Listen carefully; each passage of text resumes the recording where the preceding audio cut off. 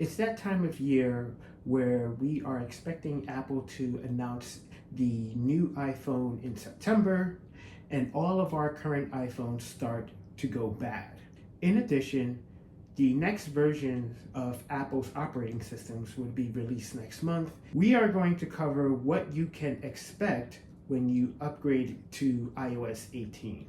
There will be timestamps in the video in case you want to jump to certain features that you care about. So let's start with the home screen. Throughout the years, Apple has been adding some features to make the home screen more customizable, and with iOS 18, they have taken it to the next level. But if you ask some Android owners, then they will say Apple copied Android. So what do I mean by this? With iOS 18, you have the ability to resize your widgets, and you have the ability to place your app icons anywhere on the home screen. So all we just need to do is just adjust our widgets there, and you can move the app icons to anywhere in the grid that you want. This customization also goes into the app icons as well. Here we have 4 options for our apps. We have the light, which is just showing the light mode version of your app icons.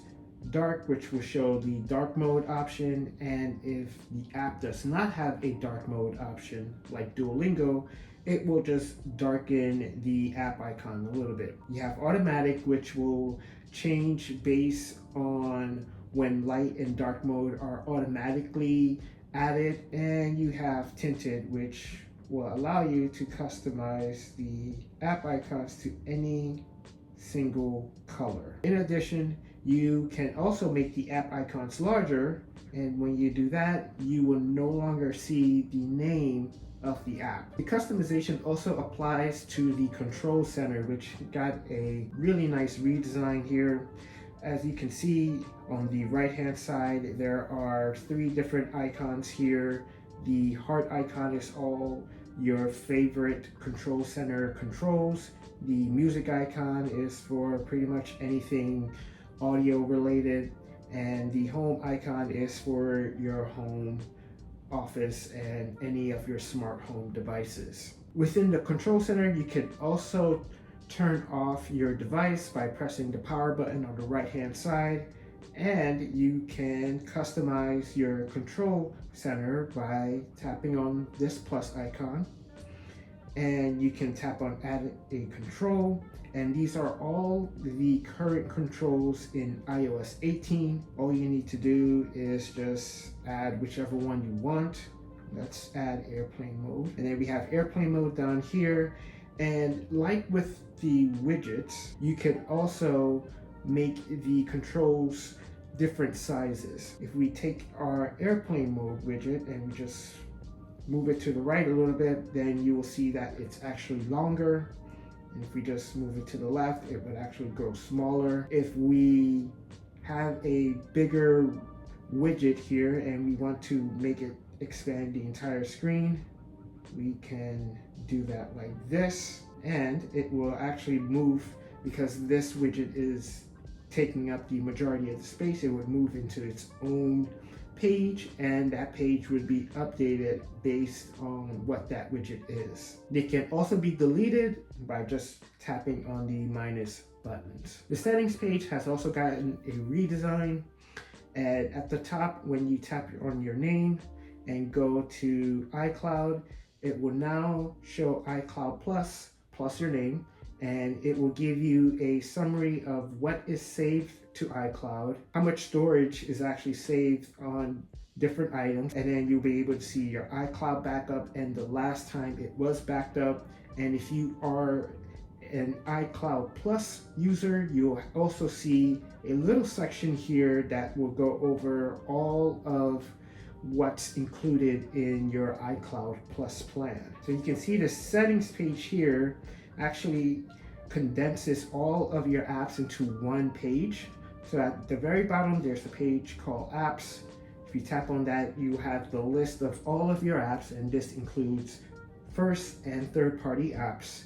And if you just tap on any one of these pages, then you can see the apps page here, and you'll be able to customize the notifications, change any privacy settings, change Siri access, things you've already experienced with iOS 17, but now all of the apps will be condensed into one page. In addition, the Settings app also has an iCloud row here. If you tap on iCloud, this will just take you immediately to the iCloud page where we were before. With iOS 18, there are new privacy features, and one of the biggest privacy features is contacts. Now we'll be able to adjust which apps have access to our contacts, and if we do allow those apps to have access to our contacts list, then we can actually filter by the names that we want. iOS 18 also has its own new passwords manager app, and it's called Passwords. And this is taken from the passwords settings in your Settings app, and now it's its own individual app. And if we just tap on that, we can open our Passwords app, and then we'll be able to see all of our password information.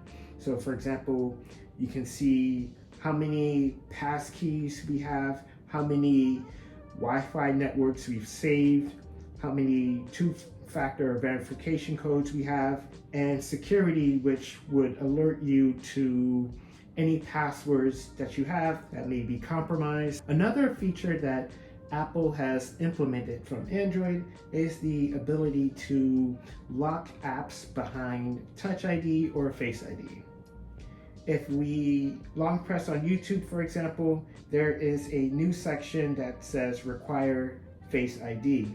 If we tap on Require Face ID, we get this pop-up, and you have the options to require Face ID but keep it on your home screen, or hide the YouTube app and require Face ID. If we select the first option, we have our little Face ID here, and then once we open YouTube, we'll see that Face ID is required to open the app.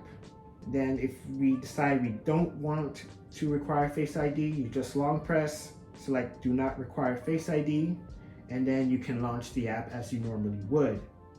If you choose the second option, Hide and Require Face ID, you will get this page here, and then you will not be able to see the YouTube app, and it will be in a new folder in your app library called Hidden. You will also not be able to receive any notifications for this app. If you tap on Hide App, you can see that YouTube is gone, but if we go to our app library, scroll to the bottom where we see Hidden, we tap on Hidden, and once we authenticate with Face ID, then we can see that the YouTube app is in this folder. So it's pretty useful in case you are trying to hide something, but if you are a parent, then this is something that you definitely need to know about. The Messages app also got a few highly requested features. So one of the features, for example, is the ability to send messages later. If you press on the plus button, iMessage to iMessage conversation, you get send later item here. You can just tap on that, and then you'll be able to adjust when that message will send to your recipient. Also, another big feature that has been highly requested that is coming in iOS 18 is RCS support. Now, with RCS support, you'll be able to send bigger photos and videos to your Android owning friends, and you'll be able to see typing indicators, as well as be able to a half decent iMessage experience without you having to ridicule your Android friends for having an Android. It seems that most carriers have already supported RCS, but if you are trying to send very personal information via text message and you're hoping that RCS would be end-to-end encrypted, unfortunately, with iOS 18 and the way Apple has implemented RCS, it is not end-to-end encrypted. The Photos app also has gotten a redesign in iOS 18. And you can see the iCloud status of when your photos are syncing, And for that, you will see a yellow circle on your profile icon on the top right. And then as far as the photos in the Photos app, you'll see a grid of your photos at the top, and then you'll see photos you've taken in recent days, people and pets, pin collections, memories, trips, featured photos, media types, albums, shared albums, and wallpaper suggestions. You could also customize the Photos app to the way you want it. So if we tap on customize and reorder, these are all of the items here. And then there's a utilities section as well, in case you've taken a picture of maybe the back of your router to get some information. That would be listed under utilities. You can also just rearrange it based on how you want your Photos app to look, and you can also reset it to default. Also, the Calendar app has gotten a lot of new enhancements, and one of those features is the ability to add reminders using the Calendar app.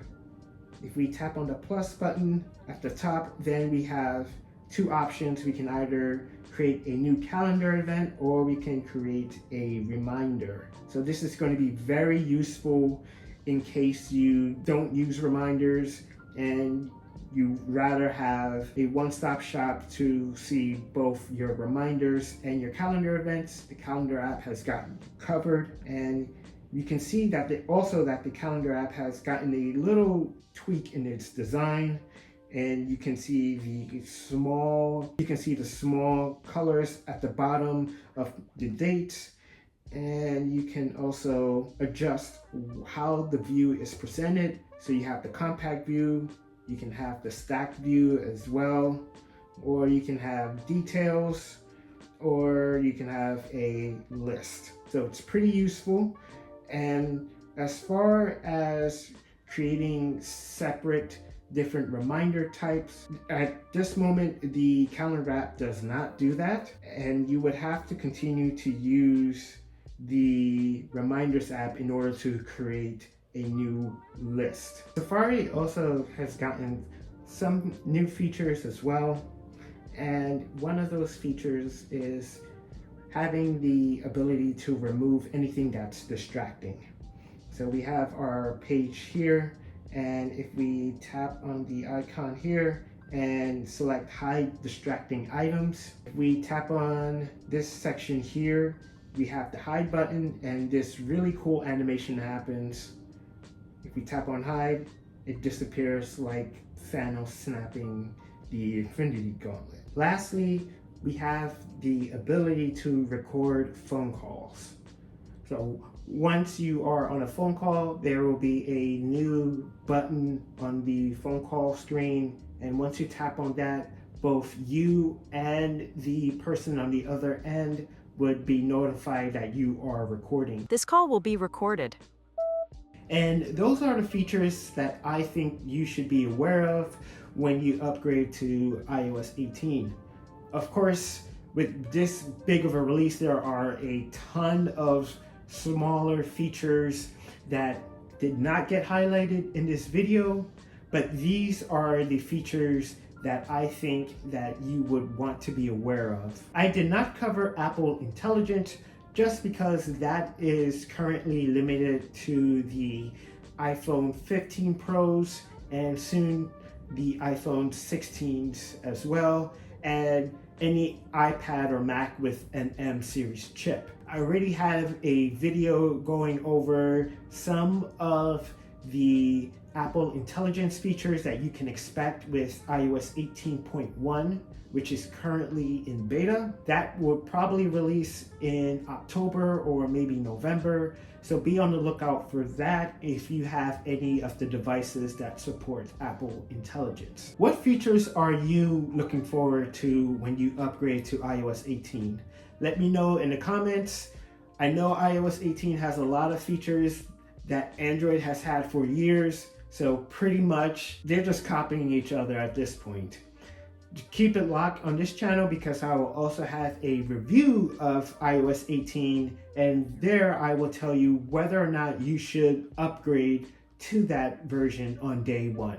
Thank you all for watching, and until next time, I will see you in the next video. Take care.